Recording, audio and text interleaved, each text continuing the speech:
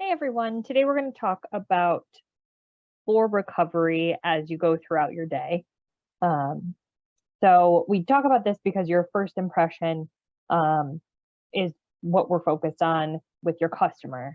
People are a little bit different about their buying habits, and just as I've been out, there's just been little things I've noticed that I think we could maybe elevate a bit to increase that first impression with our customers.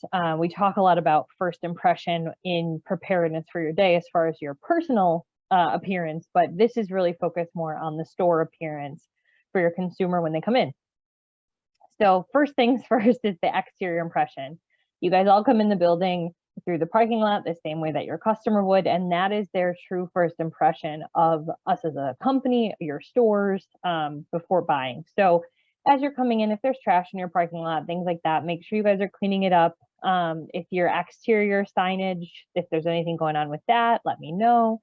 Make sure it's correct for your promotions, landscaping, the building, etc. You guys have things in place to be able to maintain that, but just be aware of how that looks and what your customers are seeing.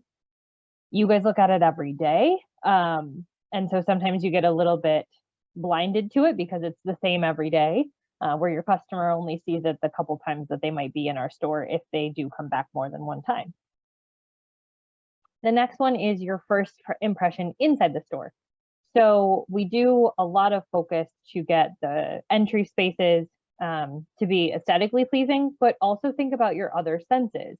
A brick and mortar experience for consumers is fully inclusive. So when you walk in, what does your store look like? What does it smell like? What does it sound like? Do you have music playing? Is it the right style and volume for the environment?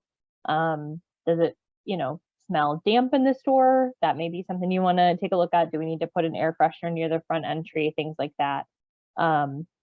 Is your front vignette the right vignette? Is the rug there? Are the tags correct? All those little things. And then after that, we want to make sure we create a lasting impression. So that's usually you're going to greet the customer sometime after they get through the entry, off the tile if you have a tile entry. And then we want to keep that good impression going. And so these are just some of the things that we'll talk through in regards to that. So lasting impression, you want to think of it, your customer as being a guest in your home. And so if it's someone that you maybe are unfamiliar with, you don't necessarily want them seeing the mess of your day to day. So making sure that we're picking up our messes so that the next guest that comes in doesn't have to see the remnants of what was left from before. So a couple things. So look at this vignette. This is obviously your Kennedy vignette. It looks okay. But if this is one of your front vignettes, what are we seeing that may be wrong in this vignette? There's a couple things that I identified.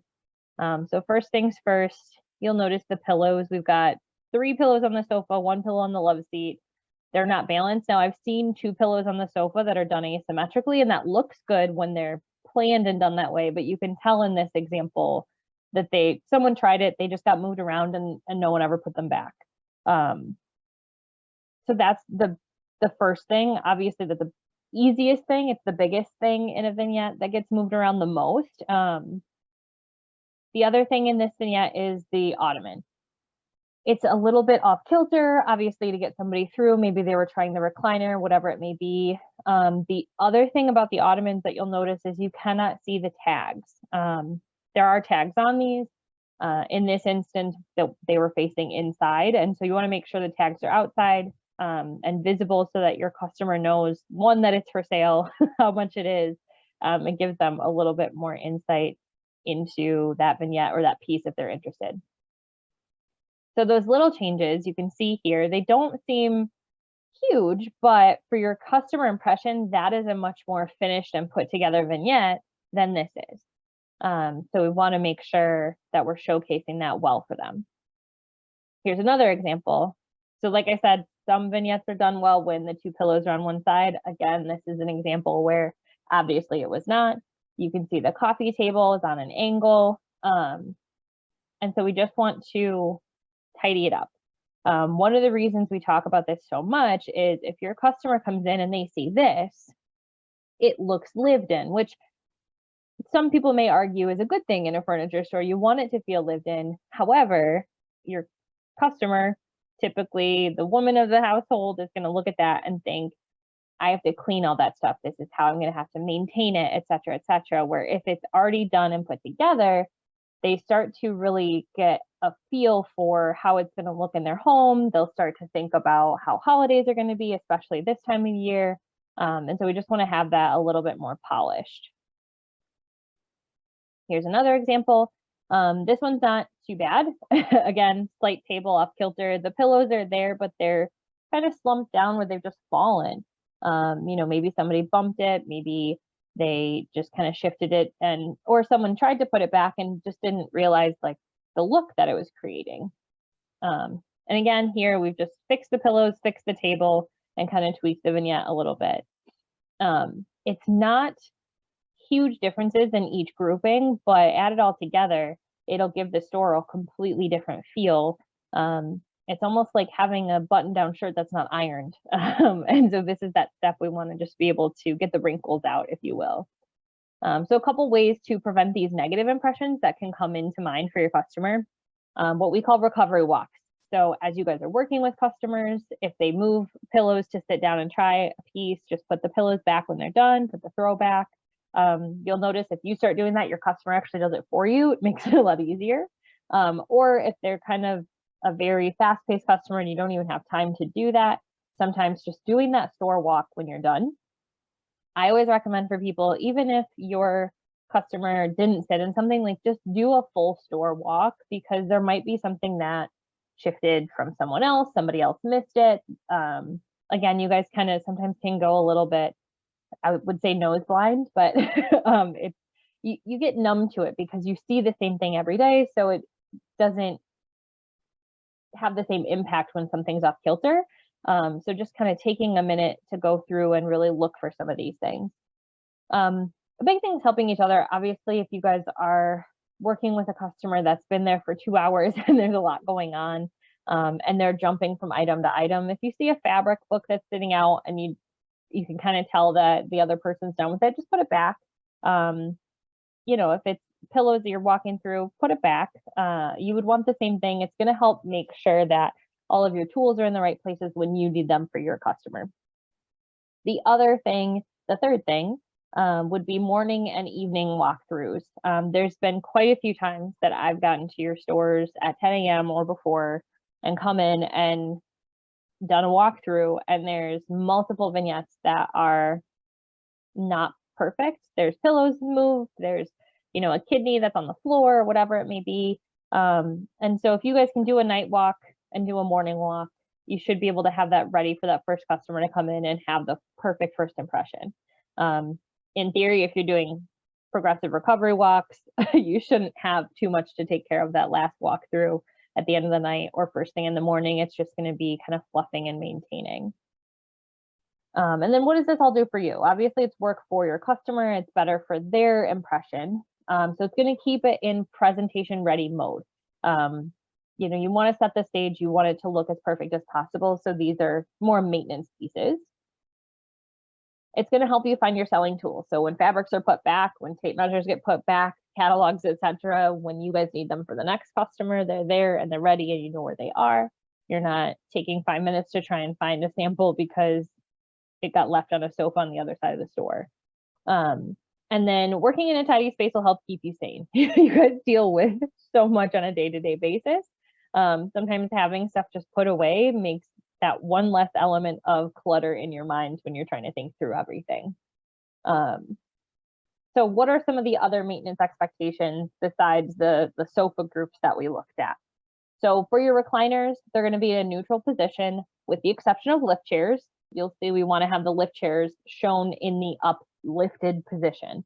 If it's a 10X, we want it at neutral. You don't want your customer to sit down in a chair where the lumbar is fully out or the headrest is fully out.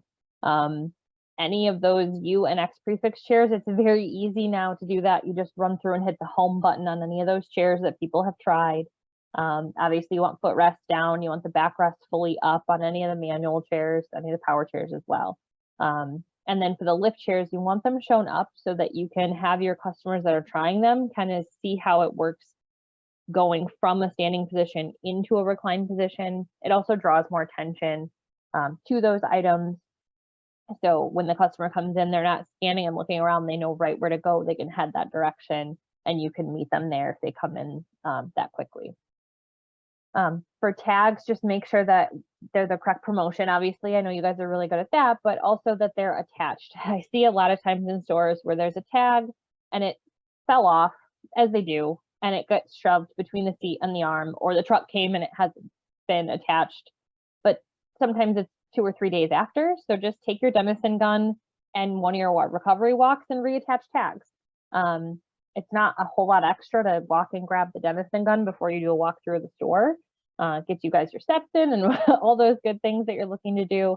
And then it keeps those price tags in place for your customer, but also for you. It has your product information, all those things. I know everybody hates when an item does not have a price tag, and so this is one way to prevent that issue. Also, make sure your price is showing out.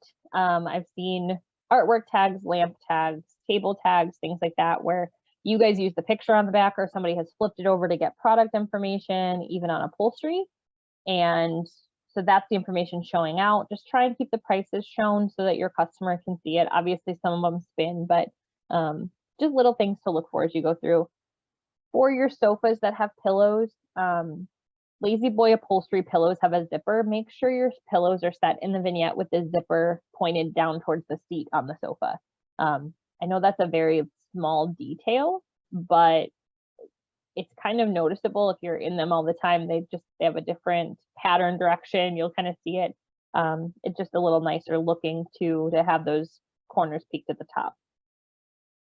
Make sure your tables and ottomans are centered on the sofa in a vignette. As you do final walkthroughs, again, they get bumped and adjusted throughout the day as people are trying them. And we're just trying to give customers that kind of dream room look when they walk in. So just make sure that that's centered. Make sure if you have a swivel chair anywhere, that it is directionally pointed in a logical way. If it's in a sofa group and it's facing the opposite direction, it just looks kind of funny. So just give them a quick spin back. Again, all of these are really little details. They don't take very long to do, but overall, when they're added together, they make a huge difference in your consumer first impression. And then if you have rugs, just make sure that they're flat and that they're tagged. I know some of them tend to wrinkle or roll up, so just adjust those accordingly. Like I said, it can seem like a lot, but it's just to maintain while you're working with customers. It takes a couple minutes each day or every few minutes throughout the day. You know, you maybe do a 5-minute walk every couple hours and your whole store is maintained for the day, especially if everyone in the store is doing walkthroughs. There's no question about how the store is going to look at the end of the day. So almost everyone will make a good first impression, but only a few will make a good lasting impression. And that is what we are trying to do, is not only make a good first impression, but make a lasting impression. And part of that is the look of the store. The majority of that is obviously you guys and the rapport that you build and the communication you have with your customer and their selling experience or shopping experience. But part of that is the way the store looks. And I just know that that's something, as I've done a couple competitive shops, I've noticed is lacking in a lot of our competitors. So this is one way to elevate us yet again above the competition, is set that standard of almost perfection when customers come in and see our stores. And that is all I have for today. Thank you guys as always. There's a quiz attached. It's pretty short this week. If you have questions, let me know.